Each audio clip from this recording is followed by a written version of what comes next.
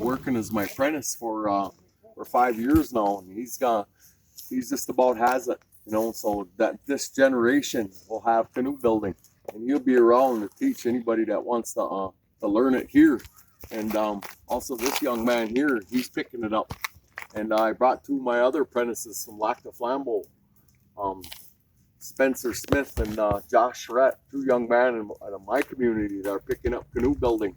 And like I say, it's our identity as Anishinaabe people.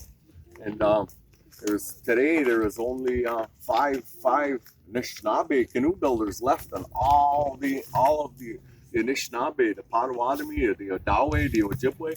There's only five of us in North America that can build these canoes. So we're trying to promote it and bring back our canoe culture because it's our identity, and all the lakes that are around us as Native people, we were constantly went to the water for travel, to hunt, to fish, to gather, and big part of our life. And at one time, everybody knew how to do this. It was as common as your families that have a car today. Everybody, even these young men and these young girls around here, they would, at this age, they would already be doing sewing and complex work on these canoes. By the time they were adolescents, late by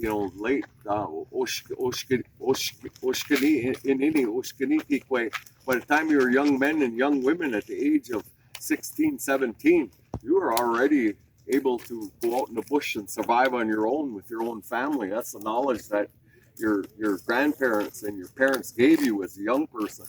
You have this knowledge down already. So we're trying to bring this back because it's a big part of our identity as Native people, especially as the Anishinaabe Nation, which is all of us, the Potawatomis, the Odawe, the Ottawas, and the Ojibwe. We were all one nation at one time. So it was really a great honor for me to come to Forest County and my brothers over here and to work with the Forest County people and just like we did the Anishinaabe when we were known as just the Anishinaabe a long time ago. There were no Ojibwe, there were no Potawatomis, there were no Ottawas. There was just one nation. We were called the Anishinaabe. So bringing that unity of our tribes back together was a great honor for me to be part of, and I hope it continues on. It continues on through young people, and always remember that we're all together in this. And so today we're going to Bimishka. We're going to paddle this canoe out, and so I'm going to ask. Usually every canoe that I build, I get in and I paddle it. But this today, I'm going to ask my apprentice to be the leader in this launch today. I'm going to ask this young man that's been part of this process all through the winter with me. So I'm going to ask these two guys to go out and test this canoe on my behalf, showing that passing this knowledge on to the next generation so that it lives on. Because this stuff doesn't belong to me; it belongs to all of us, and belongs to the whole Anishinaabe Nation. And so that's what we're about, to sharing our culture with one another. And the teaching in these birch bark canoes, there's a teaching that the old man that taught me how to build these, he instilled in me, and he reminded me all the time. The teaching is, when you have a piece of birch bark by itself, when it's dry, you can easily bend it and it'll crack. The cedar is a delicate wood. When it's dry, you can bend it and it will snap. The watub, the spruce roots, when they're dry, their brittle is strong. The bighew, the pitch, okay, can be stretched and twisted, and this and that, and it can break down. But when you put all those things together, they become mashkawazit. They become one strong thing working together. Now, all of that stuff working in sync together, we could take a pakatei gun, a hammer, and we could beat on the side of this canoe, and it's not going to damage it.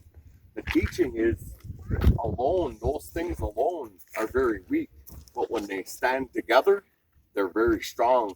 And as Native people, when we stand together, we become very, very strong. Yeah. And the unity of the whole Anishinaabe Nation, the Ottawas, the Potawatomis, the Ojibwe, we are all to stand together we would be one very, very powerful nation to be reckoned with. And talking about our waters and our lands throughout this country, and living with our values, and in a time when we have that the leader of this country right now is a pretty sick man, in my opinion. But to bring back our values in our communities and help one another and stand together, we'll become strong, and there's no obstacle that we can't overcome. And that's the way my old people always talk to me about these kind of things. So I'm here today in a humble way to express that, and make thanks to you all for coming here. So if I asked your tribal chairman, your leader, your elected leader, your chief, your gama, maybe he wants to say a couple things.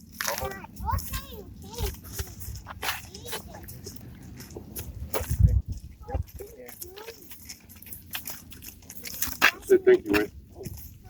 Let me Rich. Princess. All right. First of all, I'll say good morning to everybody. Thank Creator God for this day, beautiful day that He gave us for this. And then I woke up this morning and got a phone call. My day is wrapped up all the time. I got a lot of appointments and things. And for me to come to these kind of places and take part in these things, this guy's got to call me and let me know when that's going to happen. So I got that phone call. I got up and I got dressed. I brought my little guy down here too. I want him to experience this kind of thing all his life. My grandfather raised me, and I'm traditional raised. You know, I make sacred fire with a flint and things like that. And I'm going to be teaching my little boy the same thing that I learned and the way I was raised up. And then when we do things like this, it's a beautiful thing.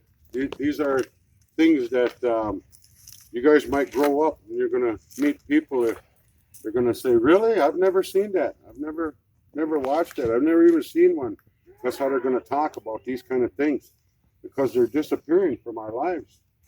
And I want to thank these guys for trying to pass that on to the next generation, which is you guys. And I even took my little guy down there and had him touch the boat when they were making it. And he made me put some of that black pitch on there too. I helped out a little bit with that one night. It was fun. We had a good time down there. And all these kind of events, what I want to tell you is all these kind of events that have a traditional meaning to the Native American Indian people, the Anishinaabe. When we do these kind of things, it's a food for your spirit, not necessarily your physical being, but your spirit starts feeling good. And you come down and you see people put a lot of time into this